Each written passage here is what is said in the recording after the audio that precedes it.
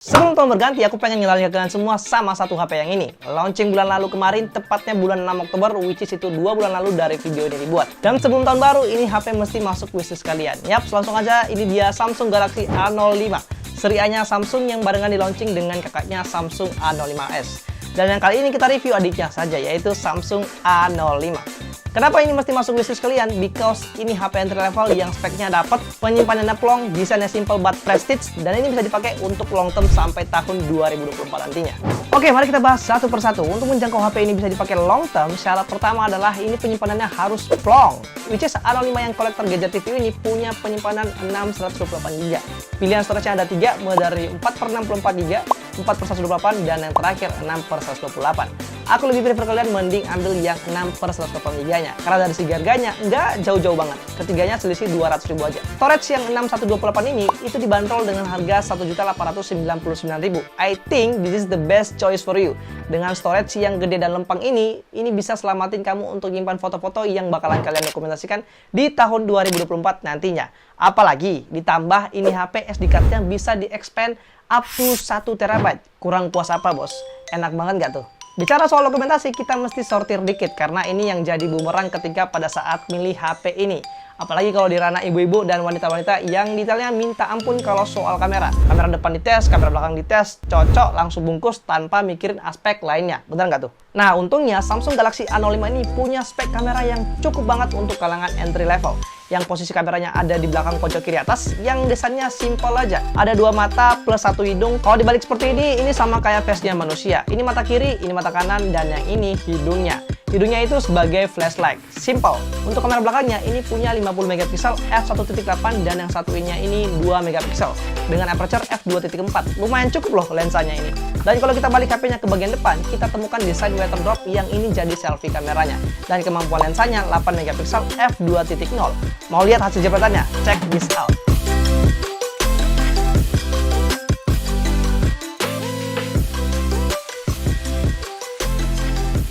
Untuk kamera belakangnya, hasilnya cukup banget, malah kebangetan. Di harga segini bisa ngasilin jepretan seperti ini. Warna yang didapat saat ketemu dengan pencahayaan yang bagus, ini detailnya cukup tajam. Apalagi kalau ketemu dengan warna-warna sekunder kayak hijau, orange, ungu, itu ngejrengnya cakep banget. Dan kalau ketemu warna primer, hasilnya jadi soft, contoh kayak warna langit. Dan untuk kamera depannya, aku nggak terlalu overclaim soal ini. Untuk sekedar selfie-selfie dokumentasi bisa lah. Soalnya hasil preview sebelum jepret dan saat sudah jepret, itu hasilnya beda. Jadi nggak real. Bagiku ini kurang. Contoh pada saat di preview, itu masih kelihatan soft, tapi pada saat dijepret nantinya, itu fotonya kayak diolah lagi. Terutama sharpen-nya ditambah. Mungkin biar fotonya kelihatan detail ya. Tapi sharpen yang ditambah ini terlalu over, sampai akhirnya munculin noise. Tapi tenang, untuk ciwi-ciwi ini bukan jadi masalah. Apalagi ini HP punya filter yang bisa makeover wajah kamu. Contoh, ada filter mata, rona, dan rahang. Mau nutupin jerawat, cirusin rahang, tinggal pilih aja di sini.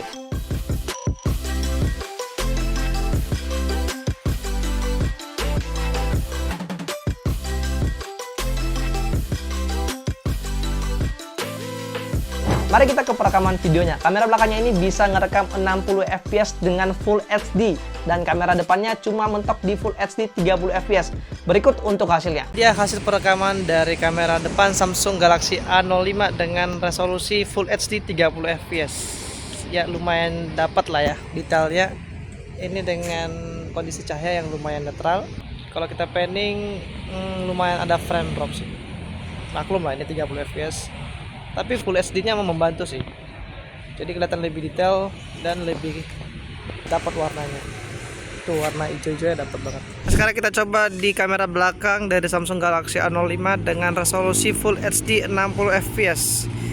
Untuk stabilitasnya masih belum ada stabilitas yang bagus ya, masih agak shaky. Kemudian untuk warna yang dihasilin, nih lihat, teman-teman bisa nilai sendiri. Untuk warna-warna sekunder dia dapat banget sih. Terus detailnya juga dapat lah ya, walaupun agak kurang. Untuk hasil audionya teman-teman bisa nilai sendiri dari hasil aku ngomong ini. Oke, sekarang kita coba dengan resolusi Full HD 30fps. Ini 30fps. Tadi kalau coba kita panning, waduh 30fps nya frame-nya drop parah sih. Tuh kita panning ke kanan, tuh masih pedot-pedot. Untuk detail warna yang dihasilin Nih. Untuk detailnya sih masih oke. Cuma frame drop ini agak yang kurang bisa di minimalisir. Ini agak rada parah sedikit. Jauh lebih mulus tadi pakai 60 fps. Oke, sebelum kita masuk ke spesifikasi, kita bahas dulu soal desain dan peritilan-peritilan kecilnya. Untuk backdoornya ini materialnya plastik plus ada aksen garis-garis vertikal putih di belakangnya. Ini aku teringat sama desain fiber transparan yang biasa dipakai pada saat pasang atap rumah. Garis-garis tegak vertikal gitu. Yang pernah jadi tukang pasti tahu ini. Tapi yang ini desain dengan pola yang premium sehingga bisa ngasilin stroke yang bisa jalan seperti ini kalau digoyang seperti ini. Tapi sayangnya backdoornya ini masih gampang kena jiplakan sidik jari. Ini selera sih. Di bagian atasnya ada lubang mikrofon, tombol volume up and down-nya di samping kanan, slot SIM tray di kiri pojok atas, dan di bagian bawahnya ada lubang jack 3,5 mm, port USB Type-C, dan ada lubang speakernya yang mono. Nggak lupa satu lagi di bawahnya ini ada juga lubang mikrofon. Jadi mikrofonnya ada dua, atas satu, bawah satu. Kita beralih ke bagian depan layarnya. Langsung disuguhi dengan layar yang bezelnya tebal. Kayak tebalnya dompet pejabat. Yang suka bezel-bezel tipis ataupun bezeless, egonya tolong diturunin dulu. Ini layar tidak untuk kalian. Layarnya berukuran 6,7 inch, 720 x 1600 pixel, dan panelnya sudah PLS LCD. Masih belum AMOLED tapi ya. Untuk yang ini ya kita tahu diri dong, ini harga 1 jutaan ya kali minta AMOLED. Soalnya secara cost produksi, layar AMOLED tuh harganya jauh lebih pricey. Syukur-syukur udah dikasih panel PLS, timbang dikasih panel TN, ya wassalam. Oke, yang kita tunggu-tunggu sekarang kita ke bagian speknya. Samsung Galaxy A05 ini dibekali dengan SoC MediaTek Helio G85 yang diklaim ini chipset yang pro dengan gaming kelas menengah. GPU-nya pakai GPU Mali G52 MC2, RAM-nya 6GB, dan Android-nya sudah Android 13. Dan yang menarik, OS ini sudah dapat fitur One UI 5.1, yang dimana biasanya didapat di Samsung seri S, seri Z, dan beberapa di seri A. Tahu sendirilah, itu seri-seri kelas menengah ke atas, tapi di HP entry level ini dapat coy. Apalagi Samsung sudah menjanjikan HP ini dapat update OS sebanyak 2 kali, dan juga 4 tahun security update. Yang udah pernah rasain fitur-fitur update dari One UI 5.1 ini, ya monggo komen di bawah. Kemudian untuk baterainya, ini HP sudah dapat baterai 5000 mAh dan sudah support fast charging 25 watt. Dan kabel chargernya ini sudah USB Type-C to Type-C loh. Samsung kayaknya nggak mau kalah tren di bagian yang ini untuk HP entry levelnya. Kayaknya di HP ini semuanya dikasih deh sama Samsung.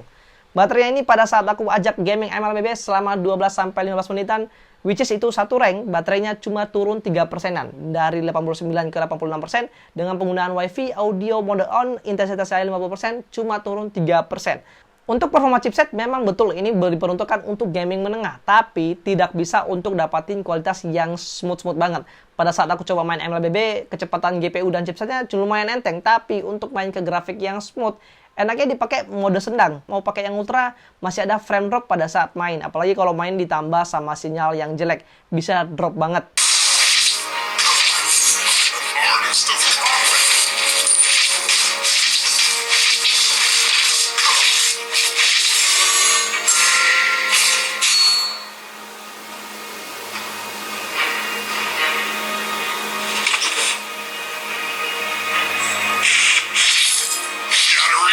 Jadi aku prefer mending pakai yang sedang-sedang aja. Untuk game PUBG settingannya dapat di settingan segini cukup oke lah.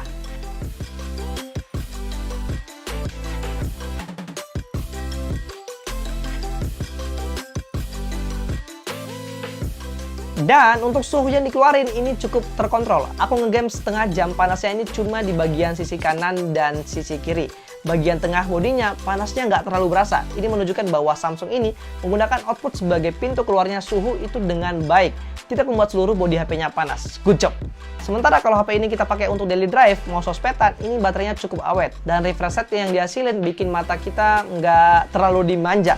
Soalnya ini refresh rate-nya cuma 60 Hz. Soal ini agak berasa banget sih kalau kita lagi scrolling, kalau mau diajak sat-sat tipis-tipis masih oke lah. Dan pada saat HP ini diajak daily drive, baterai kalian habis, kalau pengen ngecas, durasi pengecasannya cukup cepat.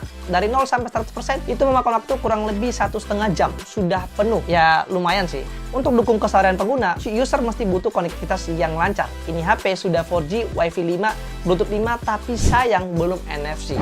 Yep, terakhir soal proteksi, Samsung ini ngasih proteksi Samsung Care Plus selama 3 bulan di awal pada saat pembelian. Pada saat HP pengguna retak, kalian tinggal klaim. BTW soal klaim-klaiman, ini aku mau ngeklaim ke kalian semua bahwa skor Antutunya ini dapat skor segini.